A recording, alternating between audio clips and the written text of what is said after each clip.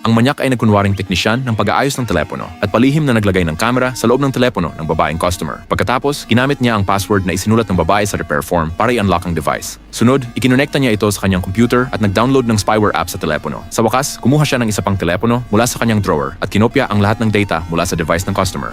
Nang makuha ni Lisa ang kanyang naayos na telepono, nakita ni Jimmy ang lahat ng operasyon sa kanyang telepono na nakasync sa kinopyang telepono. Mas nakakatakot pa, bukod sa kakayahang subaybayan ang bawat galaw ni Lisa anumang oras, kaya rin kontrolin ni Jimmy ang kanyang telepono ng malayuan.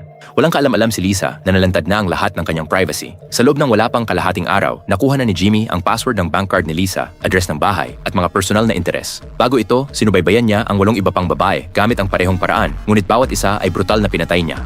Pagkatapos ng bawat pagpatay, magluluto siya ng isang mangkok ng mamahaling instant noodles. Pagkatapos ay kukuha ng litrato gamit ang telepono ng biktima at ipopost ito sa social media. Itatag ang lokasyon sa isang banyagang bansa upang lumikha ng ilusyon na ang biktima ay buhay pa. Sa ganitong paraan, hindi siya kailanman mapaghihinalaan ng pulisya. Si Lisa ay malapit nang maging ikasyam niyang target. Upang makalapit kay Lisa, nagkunwari si Jimmy bilang isang regular na customer at pumunta sa coffee shop na pinapatakbo ng pamilya ni Lisa.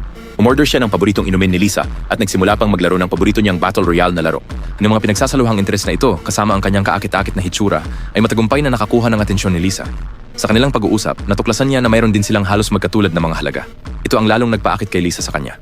Gayunpaman, ang kanyang ama ay nagduda sa lalaking ito na biglang lumitaw. Malinaw na bumisita siya sa tindahan sa unang pagkakataon, ngunit sinadyang nagkunwaring regular na customer, kaya binalaan niya si Lisa na mag-ingat sa kakaibang lalaking ito. Hindi alam ng ama at anak na babae na malinaw na narinig ni Jimmy ang kanilang pag-uusap. Nang gabing iyon, nagpasya siyang kumilos. Dahil magkaiba ang tirahan ng ama at anak, inimpluwensyahan ni Jimmy ang telepono ni Lisa para magpadala sa kanyang ama ng link na sinasabing ito ay isang app para sa pagsubaybay sa lokasyon ng pamilya. Dahil sa pag-aalala para sa kanyang anak na babae, hindi nagdalawang isip ang ama at pinili niyang i-install ito. Ngunit hindi nagtagal, may dumating na package sa kanyang pintuan. Inakala ng lalaki na ito ay sorpresa mula sa kanyang anak na babae, kaya lumabas siya nang walang pag-iingat upang kunin ito. Ngunit sa sandaling yumuko siya, biglang lumabas si Jimmy na nagtatago sa sulok at tinatake siya mula sa likuran.